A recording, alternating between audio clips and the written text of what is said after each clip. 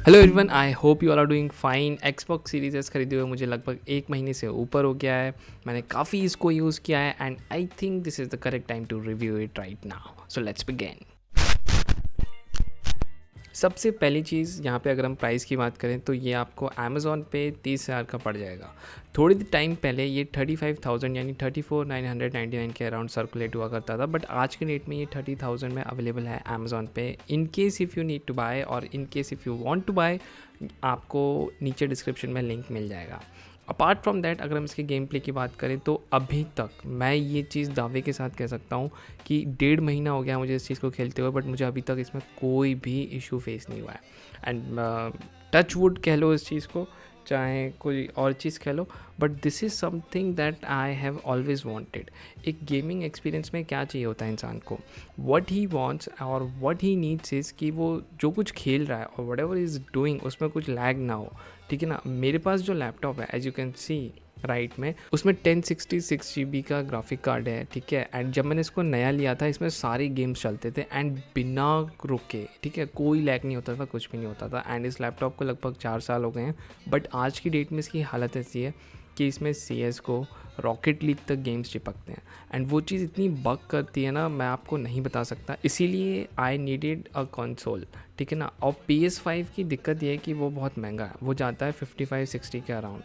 And Xbox series X जो है वो जाता है ऐसे ही सेम रेंज में 50-54 के आसपास। सीरीज़ S मैंने देखा, मैंने इसके फीचर्स देखे तो मुझे काफ़ी सही लगा। नेक्स्ट थिंग, मैं अगर इसके फीचर्स में घुसूंगा तो आपको भी कुछ समझ में नहीं आएगा। In fact what you can do is, आप सिंपली इसके डिस्क्रिप्शन में जाके इसके फीचर्स देख सकते हैं। मैं आपको रियल लाइफ में एंड प्रैक्टिकल जो चीज़ें मैंने फेस करी, मुझे क्या चीज़ की अच्छी लगी, क्या चीज़ बुरी लगी, मैं आपको उसके बारे में आपको बताने वाला हूँ। अब इसमें फ़ायदा क्या है और नुकसान क्या है। आप जब कंसोल ले लेते हैं तो उसमें दो नुकसान है। सीरीज़ S का स्टोरेज स्पेस कम है, सीरीज़ X का ज़्यादा है। मुझे जो मिला है वो 500 गीगाबाइट्स है, उसमें से 350 समथिंग अवेलेबल है।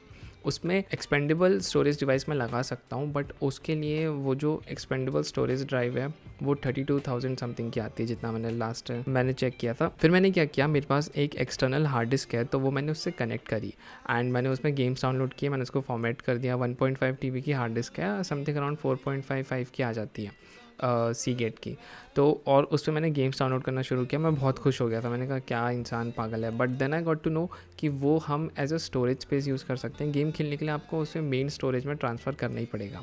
एंड वो चीज़ उसमें क्लियरली मेंशन भी थी, मैंने ध्यान नहीं दिया, माय फॉल्ट। बट एनीवेज, उसके अलावा आपको बस गेम्स वहाँ पे शफल करने पड़ेंगे। फॉर एग्जांपल, अभी मैंने यहाँ पे मॉडर्न वॉरफेयर, हॉगवर्ट्स लेगेसी मैंने अलग से ख़रीदा था, उसके बारे में अभी बात करेंगे। फीफा 22 एंड फोर्जा होराइजन, ये सब मैंने डाल रखे हैं। फोर्जा होराइजन, हाँ, 100 GB का गेम है। मॉडर्न वॉरफेयर यहाँ पे 100 GB का गेम है, उसको भी अलग से ख़रीदना पड़ता है, बट उसमें वॉरजोन 2.0 आपको फ्री मिल जाता है। उसके अलावा अगर मैं बात करूँ यहाँ पे, तो गेम प्ले में जेन्युइनली आई एम स्पीकिंग, अभी मैं इस मॉनिटर में खेल रहा हूँ एंड मुझे आज तक इसमें कोई इशू नहीं हुआ। ज़्यादा टाइम हुआ नहीं है, मैं इसके ऊपर 1 साल बाद फिर से एक रिव्यू वीडियो बनाऊंगा, बट आप देख सकते हैं फीफा 22 कितना स्मूथली इसमें चल रहा है।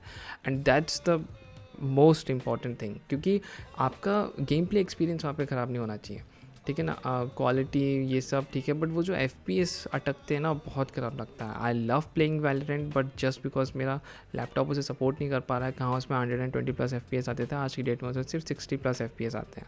हार्ट ब्रेकिंग ये है कंसोल। एंड इस पर मैंने, अब इसमें गेम्स का क्या सीन है, ये पूरा डिजिटल है एंड इसमें एक्सट्रीम जो मैंने आपको बताया एक्सपेंडेबल स्टोरेज डिवाइस है, आप उस पर भी गेम डाल के खेल सकते हैं। तो उसके लिए भी आपको डाउनलोड ही करने पड़ेंगे या कहीं से ट्रांसफ़र ही करने पड़ेंगे।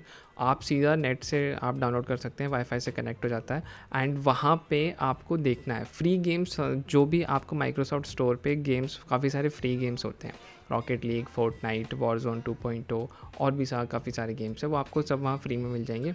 उसके अलावा इफ़ यू वांट, अगर आपको और गेम्स खरीदने हैं तो you can by the Xbox game pass.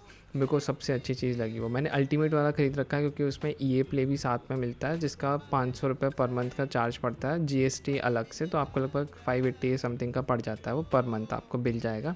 उसमें फ़ायदा ये, आपको सारे गेम्स अवेलेबल होंगे, लाइक PUBG, अ वे आउट, वो तो खैर कोऑप गेम है but you love it, overcook 2, ये मैं सिर्फ वो गेम्स बता रहा हूँ जो आप अपने दोस्तों के साथ खेल सकते हैं। उसके अलावा असैसिन्स क्रीड, अगर आपको सोलो प्लेयर खरीदना है, देन वी हैव हेलो। तो ये सारे गेम्स आपको गेम पास से मिल जाएंगे और लाइब्रेरी काफ़ी बड़ी है, इतने सारे गेम्स हैं, you can not even imagine. उसके अलावा जो नए गेम्स आते हैं वो आपको प्री परचेज़ के लिए अवेलेबल हो जाते हैं, जैसे हॉगवर्ट्स लेगेसी।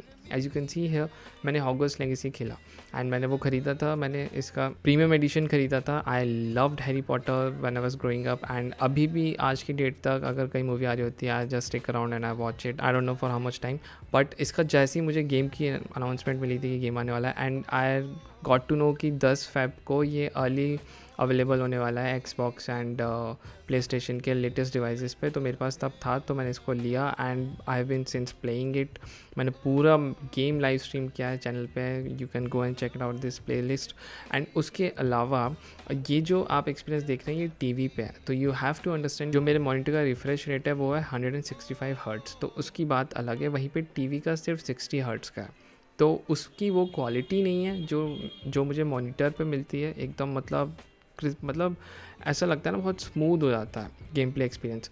बट ये टीवी है, इसमें आपको ज़्यादा चीज़ें तब पता चलेंगे डिफरेंस जब आप एकदम पास बैठ के उसको खेलेंगे, बट वहीं पे अगर आप इसको डिस्टेंस से बैठ के खेलेंगे तो आपको उतना डिफरेंस पता नहीं लगेगा।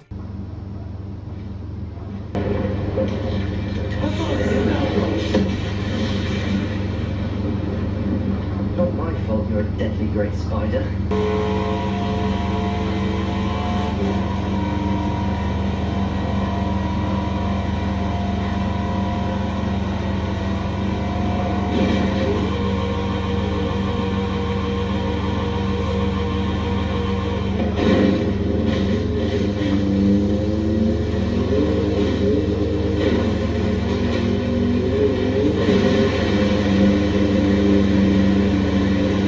This is the front of the Xbox. इसमें आप देख सकते हैं आपको एक पावर बटन मिलेगा, वो एक्चुअली ऊपर है, एंड नीचे वाला कनेक्ट करने के लिए रिमोट को, एंड उसके अलावा एक USB पॉइंट है आगे। पीछे अगर आप देखेंगे तो एक लैन केबल है, 2 USB पोर्ट्स हैं, एक HDMI आउट का पोर्ट है, एंड एक एक्सपेंडेबल स्टोरेज के लिए पोर्ट है, एंड एक पावर के लिए प्लग इन है। And this is the controller इसकी ब्यूटी है, वाइट कलर का है, वो चीज़ थोड़ी सी बग करती है इसके ऊपर, इसके लिए कवर मंगाना है मुझे। Apart from that it's great. मेरी 2 बैटरी जो इसके साथ आई थी वो ख़त्म हो चुकी है, रिचार्जेबल बैटरीज डलती हैं इसमें, मैंने ख़रीद ली हैं, बट अब मुझे रिचार्ज करने के लिए वो भी ख़रीदना है।